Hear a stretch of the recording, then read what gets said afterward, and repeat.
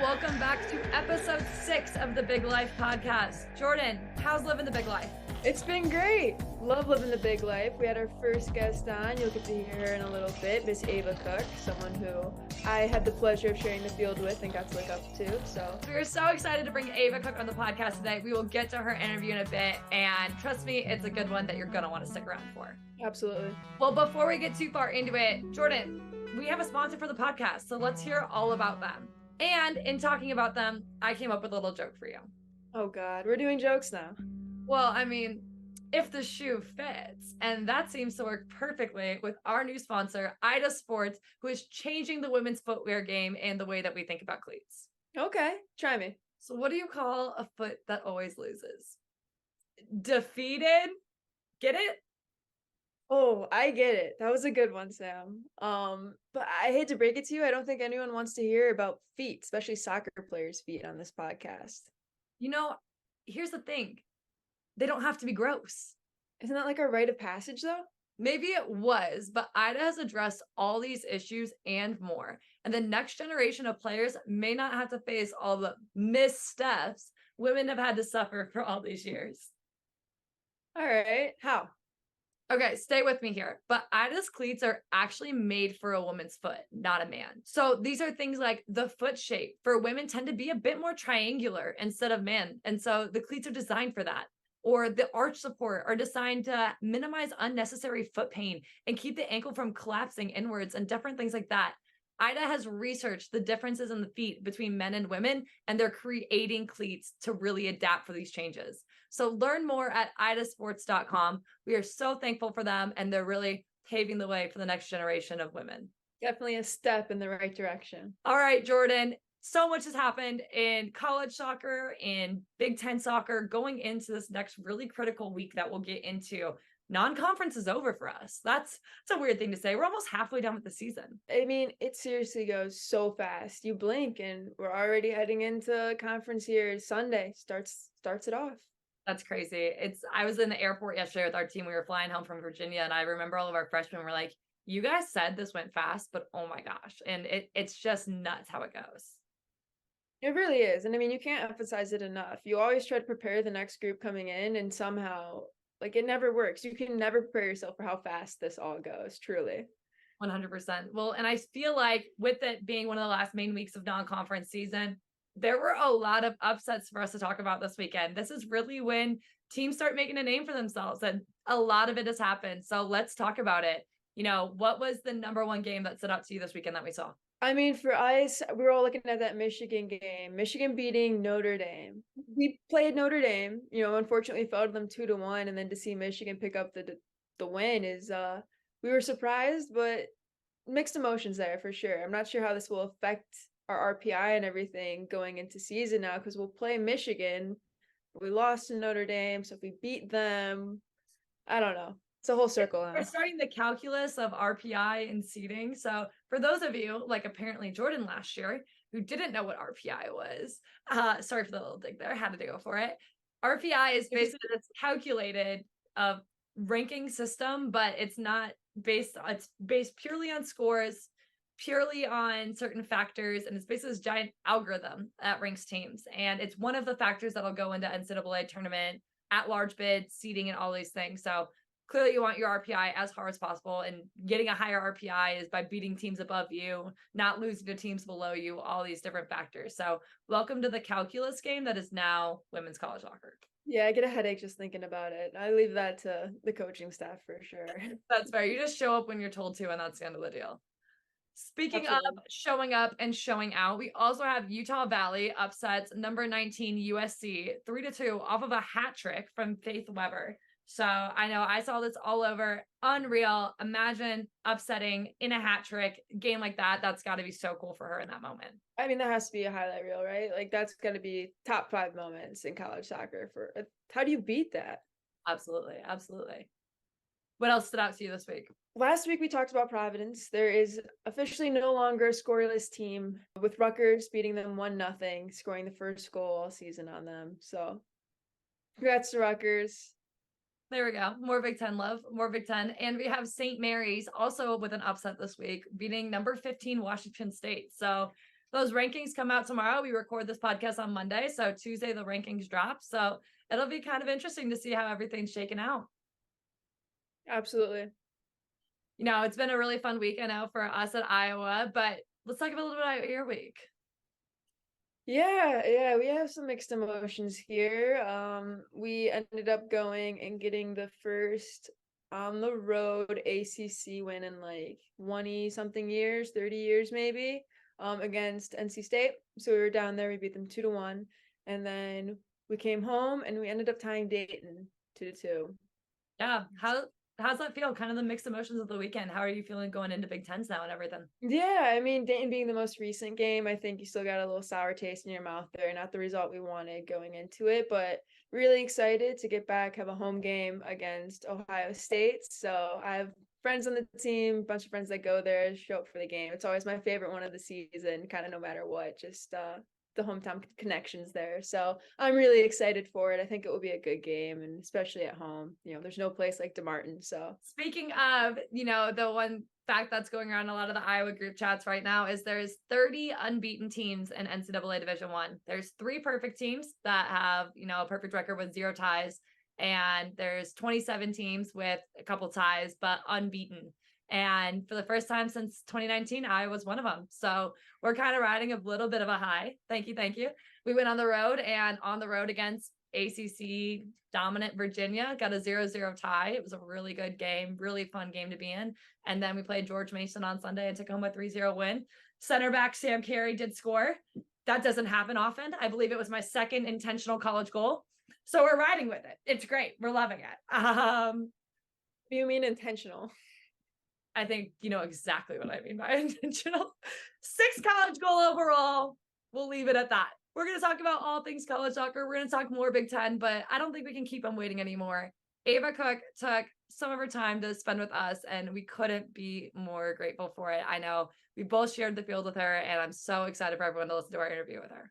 Definitely. I mean, just an amazing player for sure, an even better person. So really appreciate her taking the time to come and talk to us. I love her story, and I think it's really worth listening to any young kid out there who's trying to start the process or going through it currently, because like we talked about before, every process is different, and her story is so unique and so special. And absolutely. Well, she lived the big life. So everyone coming up, Ava Cook. Hello, everyone. Welcome back to The Big Life. Me and Sam were chatting. We thought you guys deserved an extra special guest. So for this episode, we brought on someone that I personally looked up to and had the pleasure of playing with, Miss Ava Cook. Started at Grand Valley, worked her way to Michigan State, and now is playing professionally for the Chicago Red Stars. How you doing, Ava? I'm good. I'm happy to be here. I love the podcast, so I'm honored to be a part of it. Oh my gosh, you're too sweet. You're warming my ego a little bit. Well, first of all, as someone, I got to throw it in there. I unfortunately had to mark you for a year when you're at Michigan State. And I know a little bit about your journey from the outsider's perspective. So I'm so excited to have you on the little bit of an inside. Going right into it, Jordyn and I talked a bit about recruiting last episode and how that looked like for us. Can we talk a little bit about how you became a college soccer player and what that looked like for you leaving high school, going to college? Absolutely. I have said it 100 times. My transition was very interesting. It's definitely not a normal one by any means. So pretty much, my sophomore year of high school, I went to a Grand Valley camp, did what I could, and had a conversation with Jeff Hassler afterwards. And he pretty much just gave me a bunch of areas that I really needed to improve on. One, just being stronger. I was always just kind of one of those kids that I was just smaller, like I was smaller in nature, which is funny now because I'm, like 5'10". That's just not how it was. That's not how it was. So I took everything he said, obviously, to heart, because it's not easy to hear. No one wants to hear, areas that you essentially just aren't good enough. But I took it personally, and I went and I worked on those things. I got in the weight room. I went out and did what I needed to technically. And funny enough, my junior year, around the same time that Grand Valley camp was coming up, and I did not want to go at all. I was just really discouraged, from the first time. And part of that was probably a little immaturity, just being young and hearing things that you don't want to hear. But my good family friend him and my dad have coached together for years. His name's Todd Wells. he was like, well, you're going to the camp. And I was like, nah, I really don't want to. He's like, you're going because not only is Jeff going to be there, there's going to be 30 plus other college coaches there. Like, it's good exposure. And at this point, I had virtually no offers. Like, I hadn't been in contact with a lot of people. I was in a smaller D3 school in Michigan, and that was truthfully it. So I go back, and funny enough, Todd Wells, the man who made me go back, he goes, I know they need a left back. So go to the camp and play left back. And I am no left back. So I go and I play, and Jeff pulls me aside again. I'm like, okay, here we go, round 2. But the conversation was a 180 from what it was the year before. And it was, now, this is where you're going to fit in our program. These are like what I see for you in the future. And it was obviously a huge point in my life and kind of a turning point. That's kind of how I ended up at Grand Valley. And I would not change any of that for the world. So definitely not your standard recruiting process for me, but it's one that I'm very thankful for. And it taught me one of the best lessons. And I love sharing it because I think it's a good lesson for a lot of people to learn, especially those who are going through a recruiting process. That's awesome. That's so cool. We tried to emphasize so much last week that everyone has a unique journey and not to compare other journeys and stuff. So Yep. That is so cool that you had such a unique one. And, talking about Grand Valley, elite program in Division II, so many national championships. I was joking with Jordyn a little bit before, and there's a weird history that connects us all in the sense of I played at Iowa, and Dave Diani coached Dave. at Grand Valley before Jeff Yep. did. And soccer world's so small. So there's so many of my childhood best friend growing up played with you at Grand Valley. Mackenzie Jones is my best friend growing up, and different things like Love that. her. And so Love that girl. It's a small world in every regard, but there's so much stigma around D2 soccer. Let's talk about it. We're on the Big Life podcast. We're talking about Big Ten and the perks of being in a Power 5 Division 1. Why D2 for you? And frankly, what was the benefits for you of being at a D2 school for so long? For me, that was the choice that I had. And I'm so lucky that it was Grand Valley. They are, talk about a dynasty of a soccer school for the D2 just division as a whole. Part of it for me was the culture and the standard that was upheld before I got there and while I was there, and something I could be a part of it. It's special, it's just not one that you really find at a lot of places. There would be some games where it would be 5-0 at halftime, and we would go in the locker room and the message was, that's just not good enough. And to me, that is a standard of like, wow, who cares that we're beating this team 5-0 if it's not what we could be doing? The score could be 8, the score could be 9. We could have connected more passes. We could have finished these opportunities. And that was something that happened all 4 years while I was there. And I personally loved it. It's one of those things where it's kind of just like a relentless, you don't let off, you keep going. And quite frankly, there's so many talented players at the D2 level that I'm sure probably had a similar journey to mine. Maybe they didn't get the looks that they wanted from a D1 program, and they were able to take that to the D2 level. Like, I played against some amazing soccer players, and I especially played with some amazing soccer players. I loved my team every year. Like you talk about Mackenzie, she's a stud. Like, she's awesome. She's so good. And it's definitely a lot different than D1. I had the COVID year. I had the opportunity to go to Michigan State, and it was definitely different.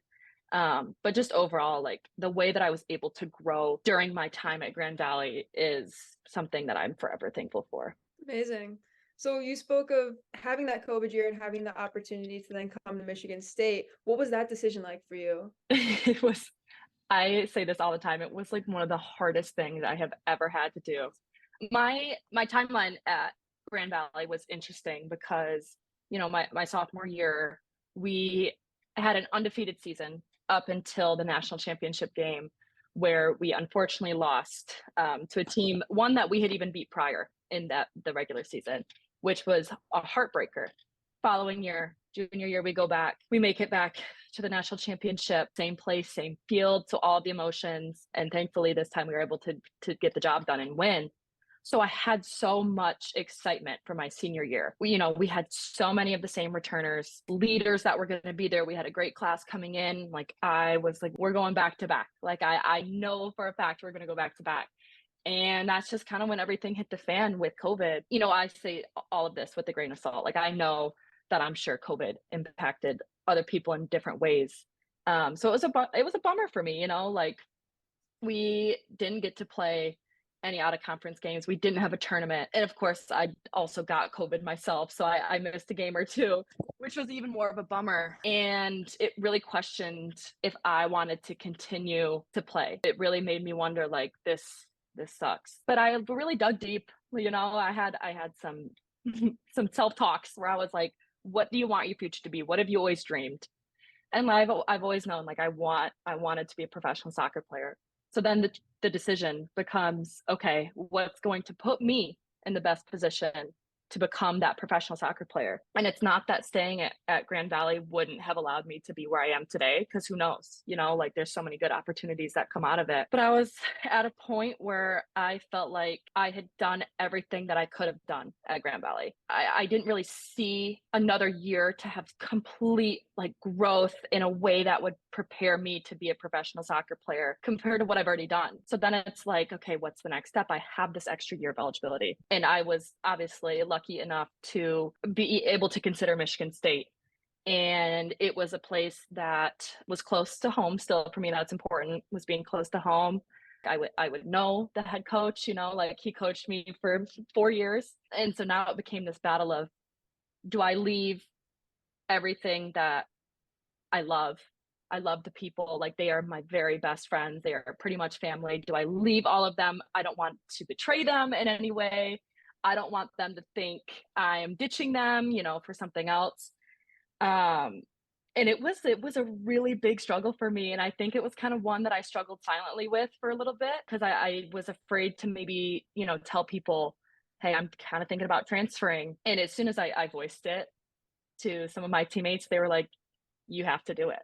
Like, they were so supportive. And that's something that like I could not, I am so thankful that they were as supportive as they were, because then that really took a big weight off my shoulders of, okay, they're not going to hate me if I leave. Like, they're still going to love me. And they're the best friends ever. So it's not like they would either way, you know, but it was a scary choice. And I kind of just came to the decision of like, this is probably what's going to be best for my future. The Big Ten is an incredible conference for soccer. And I was like, I have to try it, you know, like, I think this is the opportunity that I need to take. And I was so thankful to have the opportunity. And yeah, the rest is just kind of history. That's awesome. You know, one of the really unique things about this, and you kind of mentioned, is in that decision of you leaving Grand Valley, Jeff left Grand Valley and went to Michigan State. So following a same coach that you knew at the D2 level, going to D1, what was one of the big differences, or some of the big differences, going from Grand Valley to Michigan State? It's hard. I mean, Michigan State, up until that point, wasn't always a huge contender in the Big Ten. It was something that I had heavily thought about. And I mean that with obviously the most respect. But that's just, you know, it's just how it is, and that's fine. So I really didn't know what to expect when I got there. When I got there, it was kind of like okay, everyone here is so talented. And I think it took someone really pushing them to bring that out of everyone. And I saw that from, you know, day one. I was like, this is going to be good. Like, I think that we are going to have a good year. And I think a lot of people are going to grow. And I obviously, you know, I was with Jeff for 4 years. So I know his ability to make people grow. And I was just really excited for all these girls to kind of get that same, you know, opportunity for levels of growth. And I think we really saw that year, and, you know, the following years after that.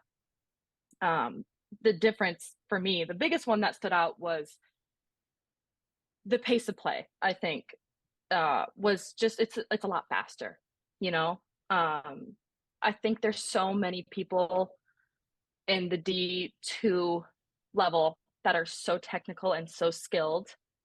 And when you kind of combine that with just some pure athleticism that you see at least Michigan State, like, there's so many athletes on that team, you know, and there's athletes on every team, but it's easier to teach skill, right? Teach technical, teach ideas, and then have the quickness on top of that, the fast pace, everything. It was a big jump, big similarities between the two divisions. There's really not that much of a difference. But that was definitely one of the biggest ones.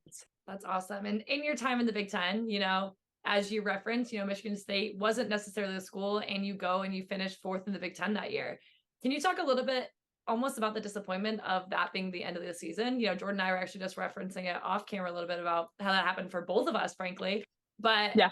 that end to college soccer, and what was that like for you? Oh, there were so many emotions, you know, like it was just one of those seasons where so many good things kept happening. There were so many ups of the season. When it all ended, it was just kind of like, wow, okay, I guess it's done now. But you had to look back at it as a turning point for Michigan State soccer. It was, this is what we can do, and we can do this every year. And we have to continue to go up like this. And the ups were so fun. I remember beating Ohio State, and that was like one of those things where I was like, that is a really good win for us. Like that's a huge, huge win.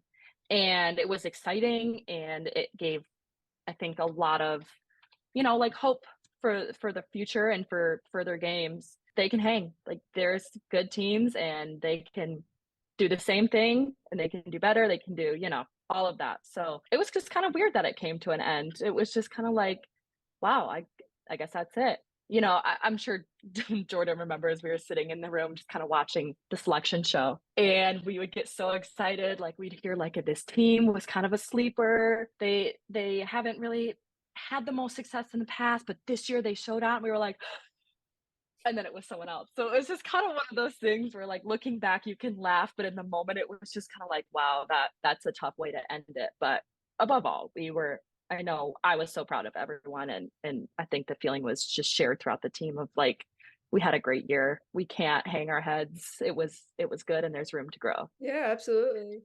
It was a heartbreaking little meeting room we had there, just watching that selection show. But after it all ended, did you know your next steps? You said you always wanted to play pro, but did you know that, you know, the NWSL was going to be it, and then that was your first pick of the Chicago Red Stars? So it's super interesting. Obviously, I had talked to Jeff a lot about it, and it was kind of like when the season was done, it was like, okay, we have to gear up. Like we're gonna enter your name in the NWSL draft, and we're gonna get clips and make a hype video and get some hype around this. And while I was optimistic, I am always someone who tries to be realistic at the same time. If there's one thing I hate, it's like getting my hopes up for something and then like having it not be, you know, not happen. I've always had this slight hesitation. Anything, especially like involving myself, I'm not ever going to be the person that's like, oh yeah, I'm going to get drafted and I'm going to be the first pick of the first round. You know, like that's not who I am at all. Going into the draft, I was like, you know what, I probably won't get drafted, but maybe I'll get an invite, because what happens like a lot, it's very common.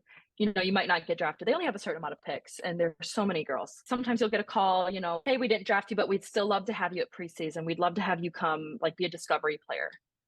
So I think that's kind of just what I had in the back of my head was like, okay, maybe I'll get this opportunity to do something like that. And if not, like maybe I'll go overseas, you know, and play somewhere there. And that wasn't something I had really thought a lot about. And it was, I think, kind of one of those things that when we get to that point, then we'll figure it out. Thankfully, I guess I didn't have to think about that because then the draft came and I got drafted to Chicago, obviously. And that was like top 3 best moments of my life. You know, my family was there, my friends were there. Again, I said earlier, close to home is important for me. And that's literally the closest place I could be. And I love Chicago. It's somewhere I've always grown up going to. So it was like a crazy, crazy day, crazy night, just full of like, wow, okay, I made it to the next chapter, you know, like it was just pretty surreal. That's amazing. Yeah, I remember just sitting in the airport and I was like watching it go down, and I remember screaming so loud, like security came over and was like, "Is everything okay?" Like, how do you win it? That was a turning point in state too. You were like the first. I was like, "Don't go pro. That's not a thing." And then Ava Cook comes. I'm screaming in the airport. I was just absolutely incredible. I'm so proud. Thank you. It's amazing. And talking about transitions and next chapters, you obviously have already had your rookie year under your belt. You've done amazing things at Chicago. What was that transition like now going from college to pro? One of the hardest things I have probably ever done in my life. was going from college to professional. Everything, in college, let's say you're preparing for a game and you have the scouting report, right? And you probably have anywhere from 1 to 4 main players that you're scouting, whether it's for this reason or that, there's a few players, right? Well, here, it's the whole entire team. You have a scouting report and you have to make sure that you know about everyone because everyone's at that level. It's all of those 1 to 4 players that were the best on their college team. Then now they're all combined for one team. So everything is so fast. Everything is high pace. It's physical. It's technical. It's like you just ramped it up, times 10. And you find out very quickly, like you can't go into preseason and take 6 touches on the ball without getting stripped. It's a 1 or 2 touch and you're got to get rid of the ball because you probably have 4 people sprinting at you who are incredibly fast and strong, and they will strip you in transition going the other way. So it was a very, very hard transition, like physically and mentally. Everyone was kind of, I'm sure they were one of the best on their college team. So to be now kind of more bottom of the barrel, it's a hard thing to adjust to. You can really get your confidence drained pretty quickly. So that was something like I definitely dealt with. I had to find ways to remain confident and just remind myself that like I'm here for a reason and I'm capable of doing the things that they think that I can do. I wouldn't be here if they didn't think that I was capable. And that's a constant reminder I had to tell myself because there's hard days, like there's days where it feels like you couldn't pay $1 million to connect a pass at practice. But you just have to continuously remind yourself that you're capable of doing it. You can do it and you are going to do it. And it really just helps you push through. I mean, the difference is large, but it's a doable difference, Yeah, that's amazing. Going off of that, you're now in your 2nd season in the NWSL. What have you learned? Go looking forward. What are you excited for? Oh my God, I've learned so much. Like I could probably write a whole book with how much I have learned. I mean, having the opportunity to be surrounded by some of the people that I'm surrounded by every single day and getting to work with them and getting to learn from them is incredible. Like it is just an endless opportunity of knowledge to be learned. And it's just like one of those things where I know how my rookie year went. Like there's clear things that you can come out of that and say like, okay, I'm going to go work on this. If I need to go work on my right foot, then I have the off season to go work on my right foot. So it's not only that, but understanding the way that the game is played is something that I have tried to focus on a lot, just watching soccer, whether it's teams in our league, whether it's Premier League, US national team, understanding the soccer IQ, I think has a huge part in the way that you can play and the way that you want to play. And I'm not saying I had like 0 soccer IQ before I came, but there's definitely so much that I've learned that I think about now when I play that I probably didn't think about before.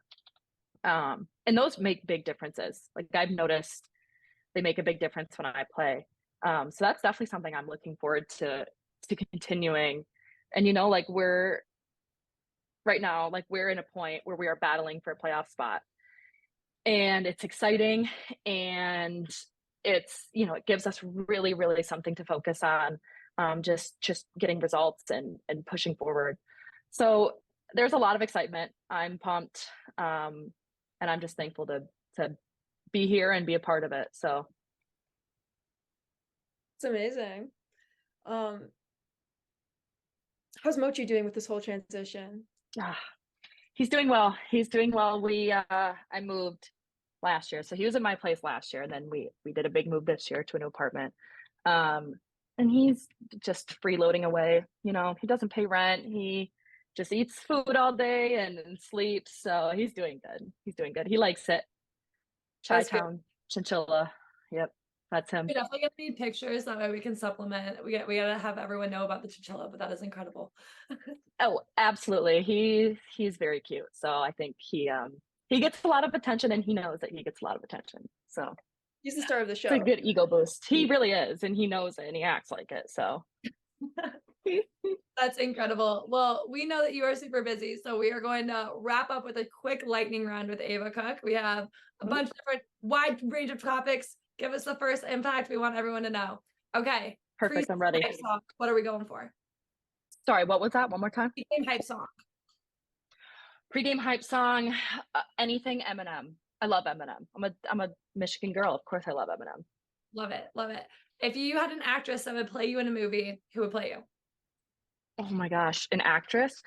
Ooh, I'm gonna go Jennifer Lawrence. I love her. She's a amazing actress. She's so cool. Like Katniss. Are you kidding me? I'd be honored. I love it. I love it. Okay. Describe your playing style in 3 words. If you had 3 words to describe it, what would it be?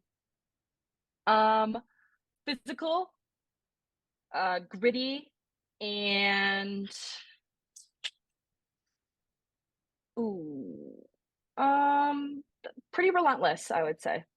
You know, as someone that had to mark you, I would agree. Thank you. There's some bruises That that were probably left from you on me, so fair enough. Fair. I'll take it. I'll take it. Okay, if you're looking back on college soccer, what memory stands out to you? Oh, I mean, this is so cliche, but the national championship has to be, get double overtime game winner by my dear friend Gianna Parlov, and the dog pile, the whole 9 yards, everything. Gotta be. I mean, who cares if it's cliche? It's the right answer, frankly. It's the right answer. It's the right answer. If you said anything else, it would be. Yeah, right. It would be like, why didn't she say that? Simply. Exactly. Last one. For any young girl listening to this podcast, what is the biggest advice you could give them? I love this question, and I say it all the time with any young group of people that I talk to. It is be coachable. There's going to be times where you hear stuff you don't want to hear, but you have to take that in the way that those who are saying it to you are saying it to you because they know what you're capable of and they believe in you. And even if it comes off in a way that might not make you the happiest person ever, you have to be coachable, and you have to trust that they're telling you what's best for you, and you just have to try to do it. And I'm sure that once you do it, you're going to be like, no, they were right. So be coachable. That's what I always harp on, and I love it. Great advice. Great advice. Awesome. Thank you. You are amazing. We are honored to have you as our first guest on the Big Life podcast, forever in the history books. What can we say? And just know that we and Girls Soccer Network are behind you all the way. You guys, I'm so happy to be here. Thank you so much for having me. I had a blast, and I can't wait to listen to more in the future. I look forward. You lived the big life, and it was an honor playing with you, and it's been so fun watching your career these past few years in the pro life. So stop. You're gonna make me tear up, Jordyn. Knock it off. Thanks, guys.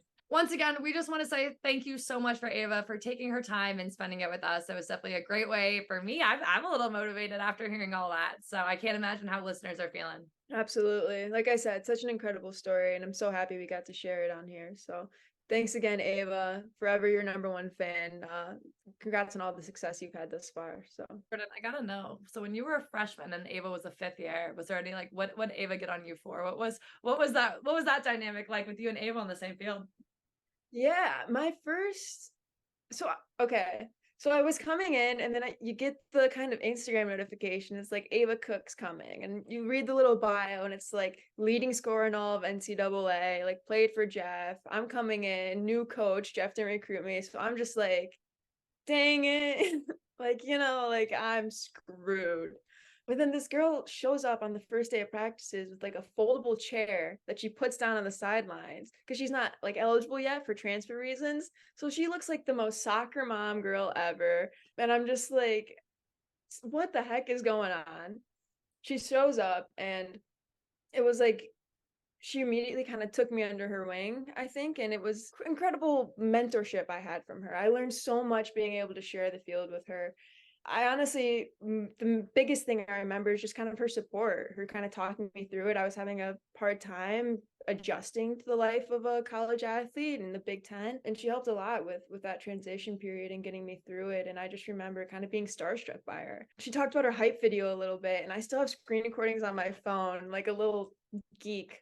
I'm like, oh my God, like this, I'm in it, I'm giving her like a little fist bump, and I'm like, just, the coolest moments ever. We're being able to share the field in those moments with her. So I'm sure she got on me for a lot, and I'm sure all of it, but the biggest thing I remember and learned and took away from her was just her attitude, her relentlessness, and her ability to lead others and to get me through kind of that freshman year. So what a leader, what a person. But speaking of transitioning to Big Ten, we are out of non-conference and we are in Big Ten. So Jordyn, I'm going to ask you the question on everyone's mind.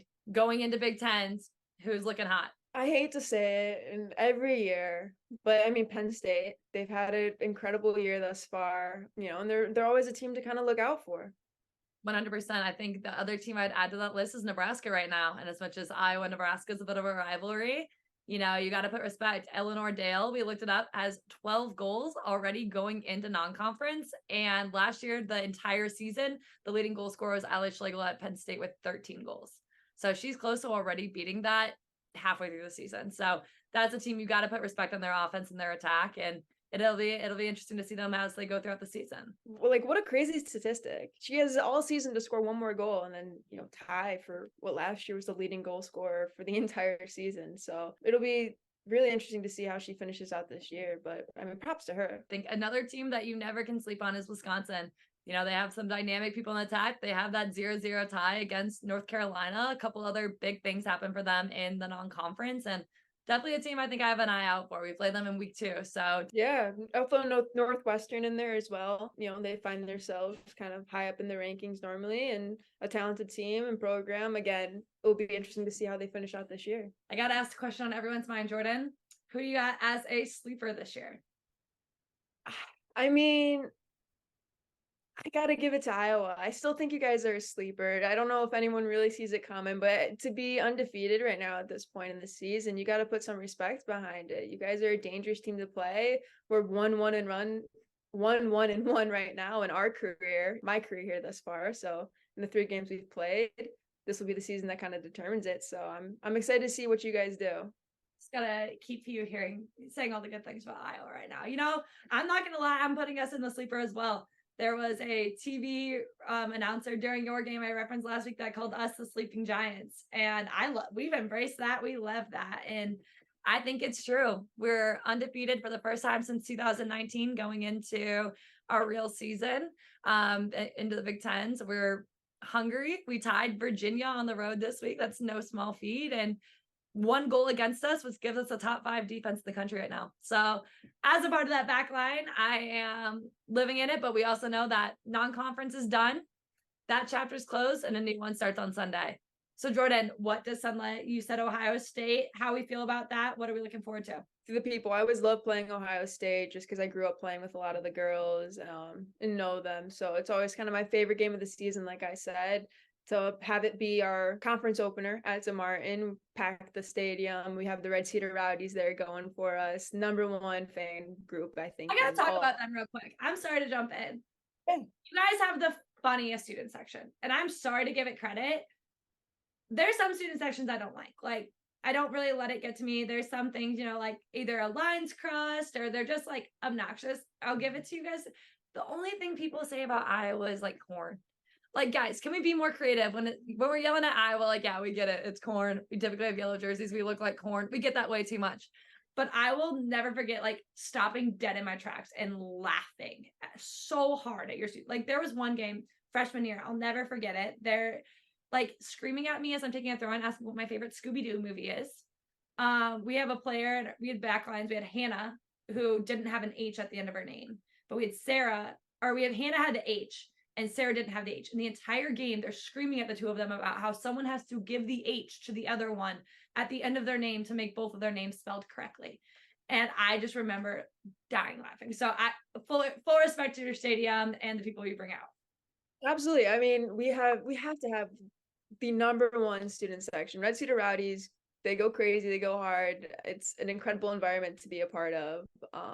And I agree. I think they're the funniest group in college soccer right now. They're never disrespectful or anything like that. They're just funny, loud, and supportive, and I absolutely love it. And we're going into Illinois this week. We have hosting Illinois in Iowa City on Sunday. Illinois and us always have a tight game. There's always a bit of a chippiness and an edge to that game. And so super excited for being ready to go and starting Big Tens on a high note and ready to get it going. Awesome. I know that it has been a long travel day for both of us. We've had a lot going on. Go enjoy the rest of your off day, everyone. Thursday, we have off this week. Both of our games kick off Sunday. Big Ten Conference kicks off Sunday. Be sure to tune in. And as always, soccer on. Bye, guys.